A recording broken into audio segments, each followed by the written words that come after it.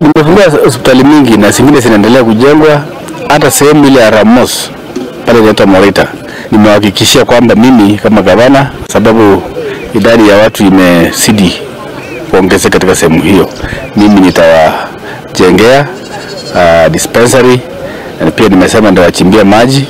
Kwa hivyo maslahi ya watu ya Ramos mimi nimeweka kipaumbele, kwa sababu mimi mwenyewe nimejishuhudia, na nyinyi pia waandishi wa habari mmejishuhudia yale yanafanyika pale.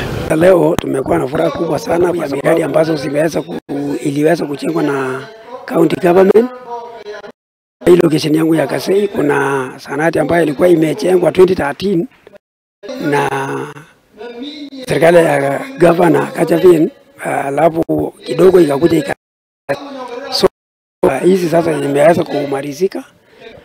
Miswakuna 2 ndio waliweza leo kufungua hiyo sanati ya Lelmola ikiwa ndani ya Karoko sublocation, na hata leo amefungua sanati ya Chepelion ambapo iko katika location ya Kaptolomwa.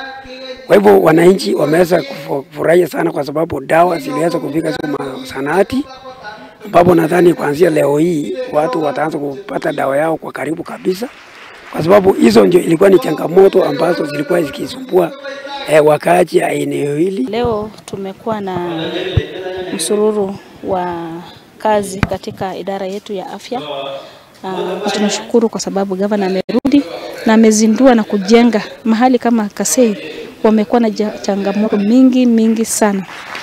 Tumekuwa na referrals cases mingi kutoka sehemu hii, lakini tunashukuru Mungu kwa sababu wakati huu hata tuko na standby ambulance ambayo iko pale Kasei na inafanya kazi sehemu hii.